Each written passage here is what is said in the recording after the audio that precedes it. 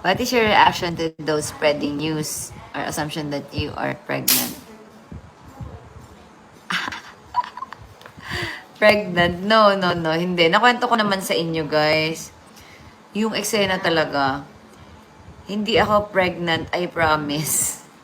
Alam ng Diyos yan. Alam yan ni Lord, guys. Hindi tayo pregnant. Nahihilo talaga tayo dahil sa mga, yung, siguro yung pressure na kailangan memorize mo yung mga lines. So, yun. Tapos, ang haba talaga. Yun yung dahilan kung bakit ako parang nasusuka, nahihilo.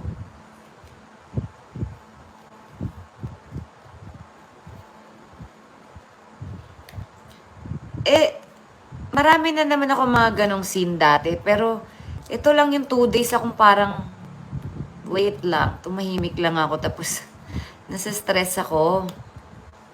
Feeling ko sa Mercury retrograde.